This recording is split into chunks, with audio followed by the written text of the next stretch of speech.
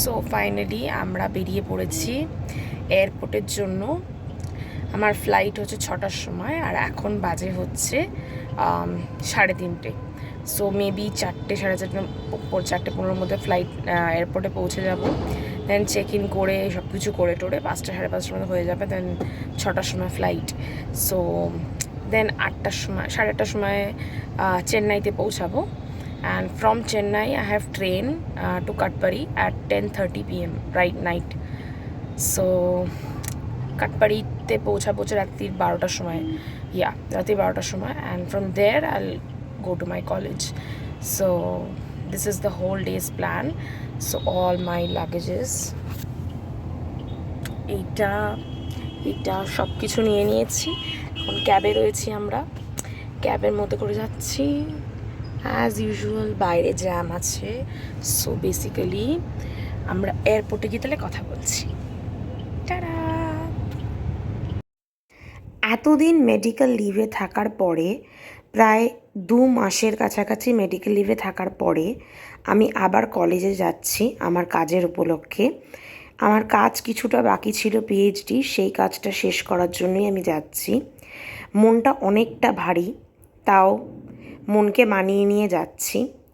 রাস্তায় দাঁড়িয়ে কিনে নিলাম লিমকা খেতে খেতে যাব বলে।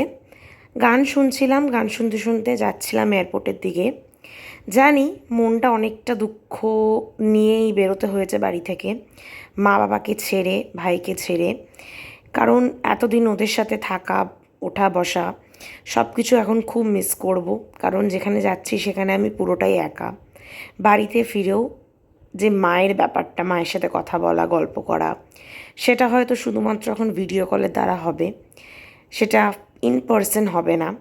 বাট স্টিল কিছু করার নেই, নিজের মনকে মানিয়ে নিয়েই এগিয়ে যেতে হবে আমাদেরকে তো থেমে গেলে চলবে না, আমাদেরকে এগিয়ে যেতে হবে।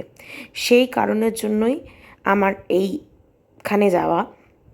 কারণ সবসময় দেখতে হবে যে আমাদের কিন্তু সব কিছুকে সাইডে রেখে ক্যারিয়ারটার ওপরে বেশি ফোকাস করা দরকার। বিকজ ক্যারিয়ার যদি তুমি নিজের গ্রো করো, তখন এমনি সব কিছু তোমার কিন্তু ঠিক হবে। আর আমার বাবা মা আমাকে সব সময় মোটিভেট করে নিজের ক্যারিয়ারটাকে গ্রো করার জন্য। কারণ ওরা মনে করে আমি যদি ক্যারিয়ারটাকে গ্রো করে নিজে এস্টাবলিশড হই, নিজে একটা সেটেলড হই, নিজে একটা চাকরি করি, তাহলে হয়তো আমি অনেক বেশি হ্যাপি থাকব। আর সেটা কেন জানি না কোথাও আমারও ফিল হয়েছে। এখানে বলতে বলতে আমি অলরেডি এয়ারপোর্টে পৌঁছে গেলাম, এবং এয়ারপোর্টে পৌঁছে আমি এয়ারপোর্টটা দেখে নিলাম ভালো করে। এবার আমার পালা হচ্ছে চেক ইন করে। সো আমি এয়ারপোর্টে পৌঁছে গেছি। This is my boarding pass and এখন আমি যাচ্ছি চেক ইন করতে। আমার ব্যাগেজ চেক ইন করা হয়ে গেছে, আমি নিজে চেক ইন করতে যাচ্ছি। ওদের সাথে ফ্লাইটে গিয়ে দেখা হচ্ছে।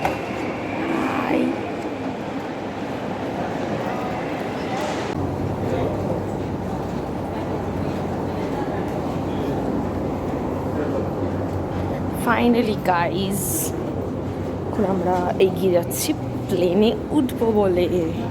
তো তার আগে তোমাদের একটু দেখিয়ে দিই, মানে কিছুই দেখানোর নেই আর কি। আমি হেঁটে হেঁটে যাচ্ছি, সেটাই তোমাদেরকে দেখাচ্ছে, তোমরা সেটাই দেখো। ট্রেনের দিকে উঠছি। সো আই গেস আমি তোমাদের একটা ভিডিওতে বলেছিলাম প্লেনে উঠবো না, বাট কিছু করার নেই, এখন টাইম নেই বলে এখন প্লেনে উঠতে হবে। আর ট্রেনের টিকিটও পাওয়া যায়নি। So this is me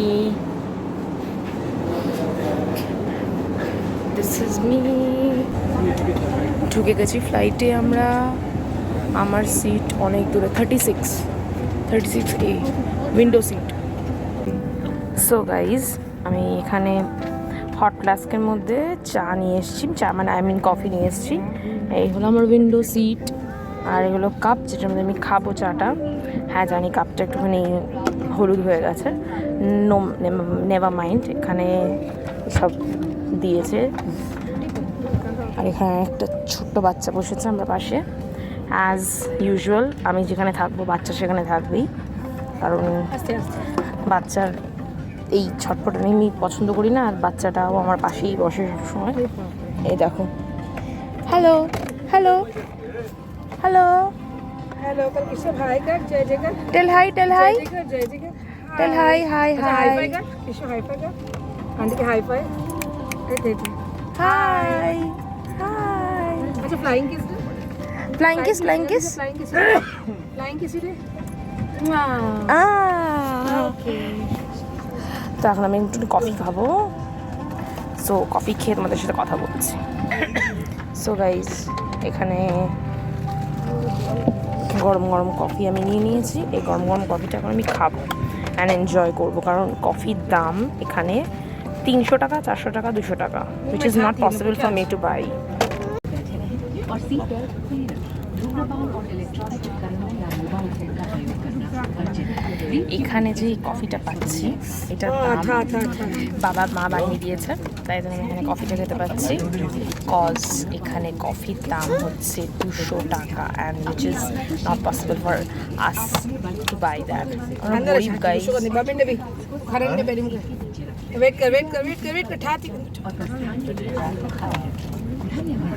Welcome to India. We would love to take off with you at the earliest.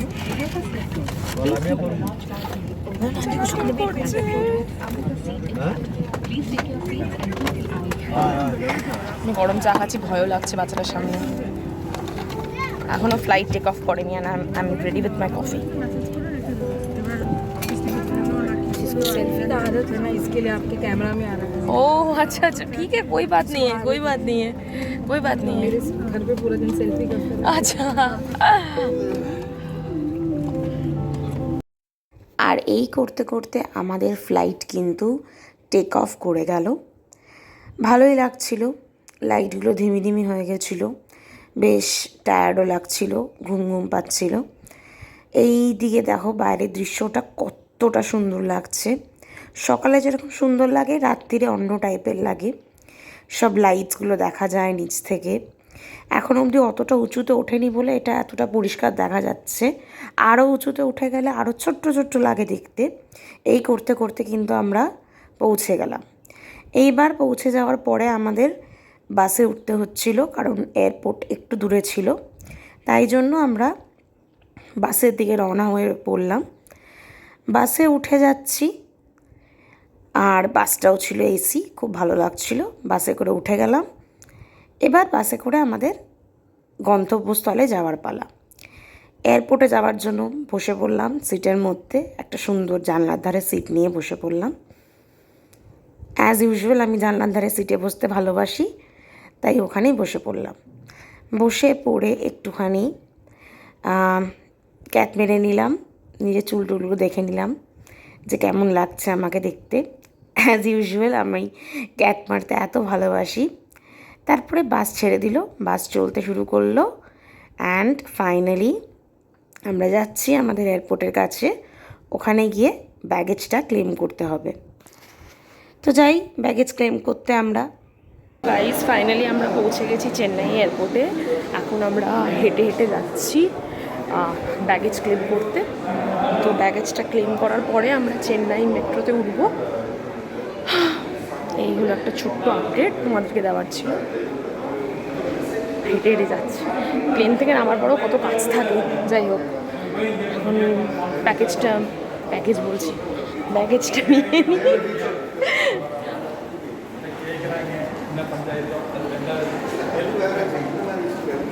ব্যাগেজটা নিয়ে মেট্রো স্টেশনে উঠবো আমরা ব্যাগটা দিয়েছে আমার ব্যাগটা দিয়েছে হচ্ছে বেল্ট 4-এ তাই জন্য আমি এখন বেল্ট 4-এর দিকে যাচ্ছি হেঁটে হেঁটে আর এত বড় একটা এয়ারপোর্ট হেঁটে হেঁটে যেতে কত সময় লাগছে তখন আমি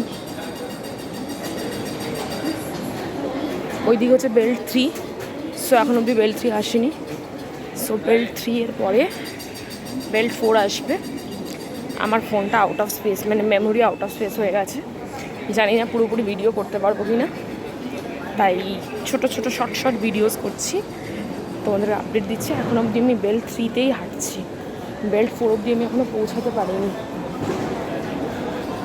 আসছে বেল্ট 4 আর দেখতে দেখতে ওয়েট করতে করতে কিন্তু আমার ভিআইপি লাগেজ চলে আসলো আমার কাছে এরপরে লাগেজ নিয়ে একদম সোজা পৌঁছে গেলাম মেট্রো স্টেশনে। হাঁটতে হাঁটতে অনেকটা দূর মেট্রো স্টেশন চেন্নাই এয়ারপোর্ট থেকে। তো মেট্রো স্টেশনে উঠে মেট্রোতে উঠে পড়লাম। এবার মেট্রো থেকে নেবে আমি উঠে পড়লাম হচ্ছে রেলওয়ে স্টেশনে। রেলওয়ে স্টেশনে মানে আমি রেলওয়ে ট্রেনে উঠে পড়লাম। তো এবার লোকাল ট্রেনে উঠে পড়ার পরে আমি স্লিপার ক্লাসে টিকিট কেটেছিলাম। তো স্লিপার ক্লাসে সাইড বার্থে আমার সিট পড়েছিল। আমি এবার পৌঁছে যাব কাটপাড়ি। সো গাইজ আমি ফাইনালি বাড়িতে চলে এসেছি। দেখতেই পাচ্ছো খুব গরম লাগছে। এসি ঠিক মতন করে কাজ করছে না, ওপরের ফ্যান ঠিক মতন করে কাজ করছে না, প্রচণ্ড গরম লাগছে, আমি প্রচণ্ড টায়ার্ড। সো জাস্ট তোমাদেরকে আপডেটটা দিলাম যে আমি চলে এসেছি বাড়িতে। টাটা! এই ছোট্ট একটা মিনি ব্লগটা কেমন লেগেছে তোমরা কিন্তু অবশ্যই আমাকে জানাবে। বাই।